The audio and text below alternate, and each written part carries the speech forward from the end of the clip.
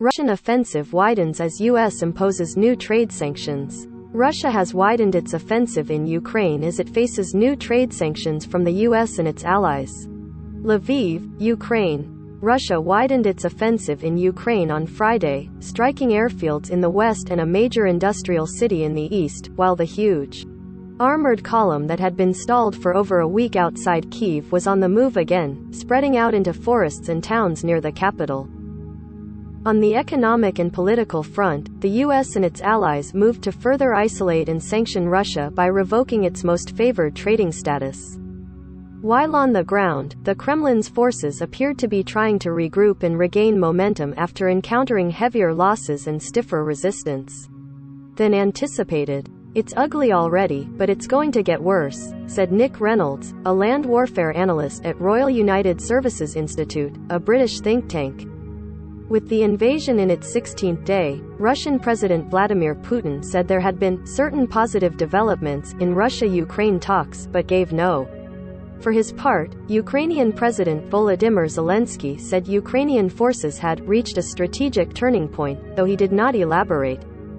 "It's impossible to say how many days we will still need to free our land, but it is possible to say that we will do it," he said via video from Kyiv. He also said authorities were working on establishing 12 humanitarian corridors and trying to ensure food, medicine and other basics get to people across the country. Thousands of civilians and soldiers on both sides are believed to have been killed in the invasion. So far, the Russians have made the biggest advances on cities in the east and south, including in Mariupol, the heavily bombarded seaport where civilians scrounged for food and fuel amid a harrowing 10-day-old siege, while struggling in the north and around Kyiv. On Friday, they continued to launch airstrikes in urban areas such as Kyiv, Kharkiv and Mariupol, while also pounding targets away from the main battle. Russian Defense Ministry spokesman Igor Konashenkov said Russia used high-precision long-range weapons to put military airfields in Lutska and Ivano-Frankivsk in the west out of action. The Lutska strikes killed 4 Ukrainian servicemen and wounded 6, Lutska Mayor Ihor Polishchuk said. In Ivano-Frankivsk, residents were ordered into shelters in an air raid alert. Russian airstrikes also targeted for the first time the eastern city of Dnipro, a major industrial hub and Ukraine's 4th largest city, situated on the Dnieper River. 3 strikes hit, killing at least 1 person, according to Ukrainian Interior Ministry advisor Anton Heroshenko. In images of the aftermath released by Ukraine's emergency agency, firefighters doused a flaming building, and ash fell on bloodied rubble. Smoke billowed over shattered concrete where buildings once stood.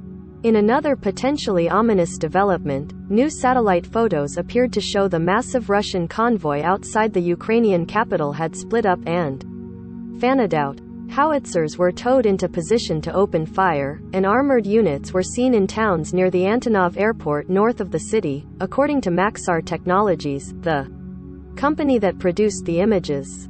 The 40-mile, 64-kilometer line of tanks and other vehicles had massed outside Kyiv early last week.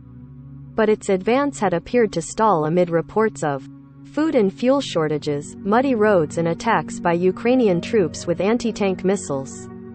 The purpose of the latest move was unclear, though Russia is widely expected eventually to try to encircle the capital.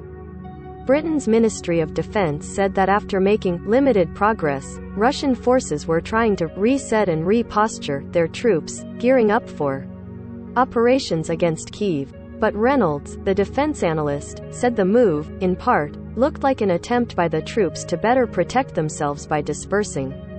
He said it may indicate the Russians are not ready to surround the city just yet.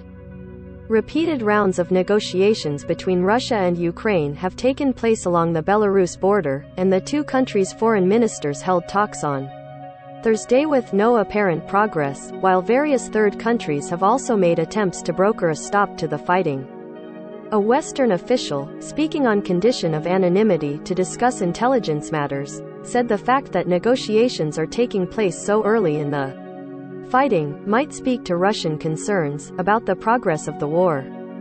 On Wednesday, Ukrainian soldiers traversed snow-dusted fields and woods near Kyiv, rifles and rocket-propelled grenade launchers slung over their shoulders, in a video recorded by Radio Free Europe.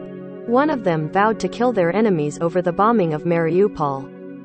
Gunfire and explosions could be heard, and at one point, shots split the air nearby, and the soldiers dropped to the ground and returned fire.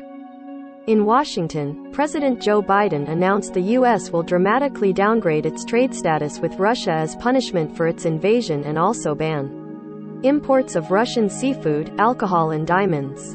The move to revoke most favored nation status for Russia was taken in coordination with the European Union and Group of 7 countries. The free world is coming together to confront Putin, Biden said. Stripping most favored nation status from Russia would allow the U.S. and allies to impose higher tariffs on some Russian imports. Other Western sanctions have already dealt a severe blow to Russia, causing the ruble to plunge, foreign businesses to flee and prices to rise sharply. Putin has insisted Russia can endure sanctions. The United Nations political chief said the UN has received credible reports that Russian forces are using cluster bombs in Ukraine, including in populated areas. Cluster bombs scatter bomblets over wide areas. Their use against civilians is prohibited under international law. In Syria, Russia backed the government in imposing long, brutal sieges of opposition-held cities, wreaking heavy destruction and causing widespread civilian casualties. That history, along with the siege of Mariupol, has raised fears of similar bloodshed in Ukraine.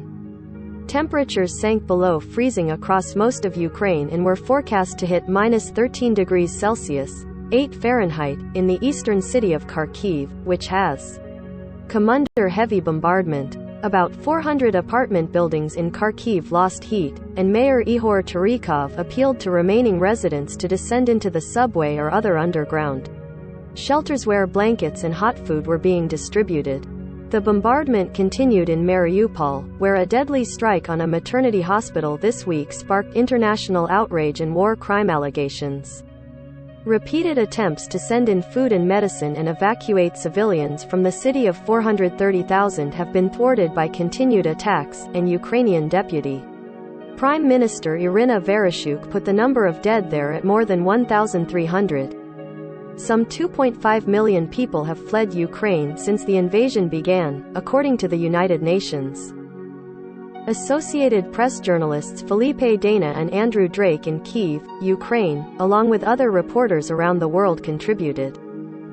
Follow the app's coverage of the Ukraine crisis at https://apnews.com/hub/Russia-Ukraine.